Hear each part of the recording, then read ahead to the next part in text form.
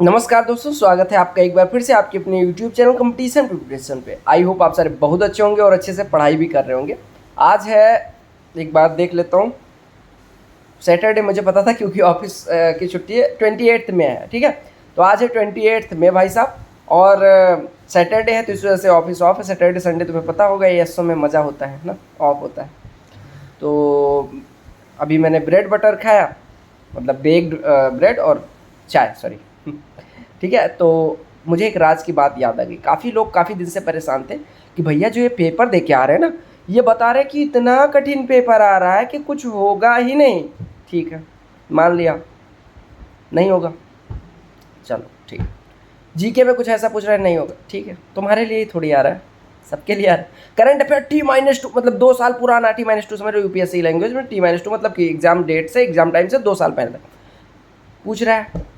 नहीं हो रहा है, ठीक है, तुम्हारे लिए है ना। तो तुम्हें अगर पता चला तुमसे हो पा रहा है 2 साल का करंट अफेयर, करो। नहीं तो फिर सबके लिए तो वही है, जो करेगा 2 साल का उसका हो जाएगा। आपको लग रहा होगा कि बातें आ रही होंगी क्योंकि पहले तो दे लिया।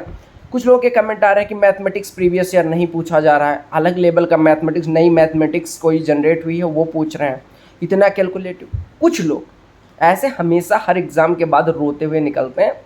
जब मैं मेंस दे के आया, 11 सितंबर को मेरा मेंस था, ईजीएस्ट शिफ्ट सबने बोली, तो मैं निकला। मैंने बोला कि भैया, सब ऐसे पूछ रहे थे, अरे मैथमेटिक्स बहुत कैलकुलेटिव आ गया, पहली बार 18 में कैलकुलेटिव आया था।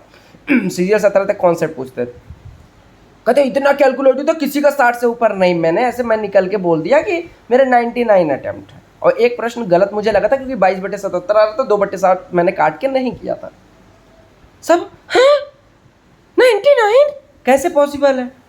एक लड़का मिला, उसने भी कहा 96। मतलब हम तो कुछ लोग ऐसे मुंह बना रहे थे कि ऐसे कैसे पॉसिबल है।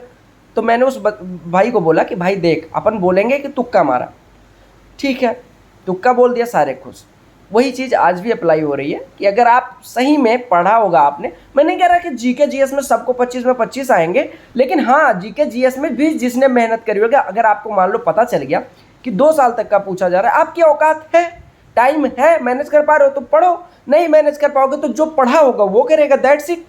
दूसरी चीज़, आपके लिए कठिन है तो वो सबके लिए कठिन है। तीसरी चीज़, मैथमेटिक्स अगर नई आपके लिए जनरेट करी लगी रही है तो इसका मतलब आपने मैथमेटिक्स पढ़ा ही नहीं है। अगर आपने अच्छे से पढ़ा होता, प्रीवियस ईयर करा होता, तो आपको ऐसा ना लगता। क्योंकि मैं बताऊं, सैकड़ों लोगों के मैसेज और कमेंट में देख चुका हूं जिन्होंने कहा 24 अटेम्प्टेड इन मैथमेटिक्स, और चूंकि प्रीवियस ईयर पे बेस्ड था। तुमने प्रीवियस ईयर, अब क्या चाहिए तुम्हें कि मैं वो लिख के दे एसएससी सीजीएल 2021 में पूछा गया तब तुम करो। तो भैया इसी वजह से कहता हूँ कि रट्टाफिकेशन बंद करो, कॉन्सेप्ट पढ़ो।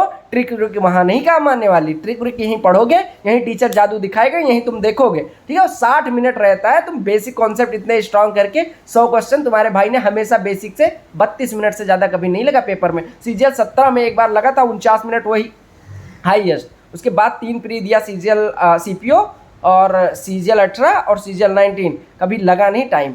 क्यों? क्योंकि मेहनत करी। जो बच्चे मेहनत कर रहे हैं उनका टाइम आज भी सेव हो रहा है, आराम से कर रहे हैं, कोई दिक्कत नहीं हो रही है। जीके जीएस मान लिया कि टफ आ रहा है तो वो सबके लिए। दूसरी चीज, रीजनिंग के लिए कुछ लोग कह रहे हैं रीजनिंग जब 20 मैं कह रहा था रीजनिंग ऐसा कभी नहीं होता कि रीजनिंग में क्वेश्चन ना हो। कुछ लोग नहीं वो जमाना चला गया जब रीजनिंग के 25 हो जाते थे। अबे एक बात बताओ, फिर 50 में 50 इतने लड़कों के कैसे आ जाते हैं? तुमने नहीं पढ़ा भाई साहब, तुमने नहीं पढ़ा। ऐसा नहीं तुमने नहीं पढ़ा तो दुनिया ने नहीं पढ़ा। तुम जिस जीके, मैं बताऊं, मुझे जीके हमेशा टफ लगता है। इसका मतलब ये थोड़ी कि जीके बहुत टफ आ रहा था मेरे जमाने में भी। मेरा जीके में स्कोर कभी नहीं आया। मेरे जीके का हाईएस्ट स्कोर सीपीओ में 30 नंबर था। उससे पहले सीजीएल में 17.5 और 26.5 2 बार, एक 17 में और 18 में कुछ 30-28 उसमें मिला था। यही मेरा हाईएस्ट स्कोर रहा। तो इसका मतलब ऋषभ के 45 या 45 नंबर थे शायद उसके जीके में ही, सीजीएल 2020 में। तो मैंने नहीं पढ़ा ना, इस वजह से नहीं, मैंने उस लेवल का एफर्ट नहीं किया। अब मैथमेटिक्स में सबके 50 नहीं आते ना, मेरे आते थे। रीजनिंग में सबके 50 नहीं आते, मेरे आते थे। इंग्लिश में सबके 50 नहीं आते, कुछ लोग के आते हैं, मेरे नहीं आए। तो इसका मतलब ये थोड़ी इंग्लिश बहुत टफ आई, मैंने उस लेवल की तैयारी नहीं की। बाकी जो लोग कह रहे हैं कि पेपर बहुत टफ आ रहा है, पेपर दे के निकल रहे हैं, उनसे मेरी एक ही वो रहेगी, विनती रहेगी कि भाई साहब आपने तैयारी नहीं करी, आप एक्सक्यूजेस देना बंद करो, अगले एग्जाम के लिए अच्छे से पढ़ाई करना शुरू करो। और जिन लोगों का एग्जाम नहीं हुआ है वो लोग बिल्कुल हार ना माने, जो चीज़ें आपने पढ़ी हैं उनको अच्छे से रिवाइज करते रहे। माना कि करंट अफेयर 2 साल पहले का भी पूछ रहा है, आप पे टाइम नहीं है, आप छोड़ सकते हो। आपने जितनी चीज़ें पढ़ी उनको रिवाइज करके जाओ।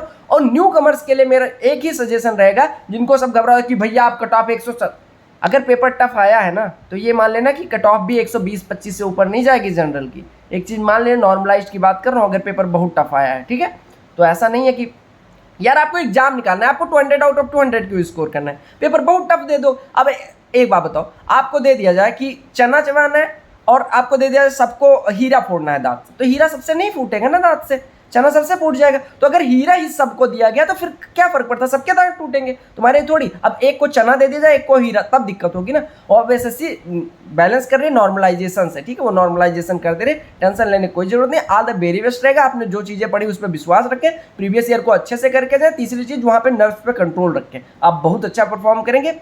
ऑल द वेरी बेस्ट रहेगा।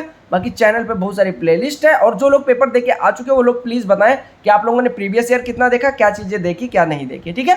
बाकी bye bye, take care, love you all.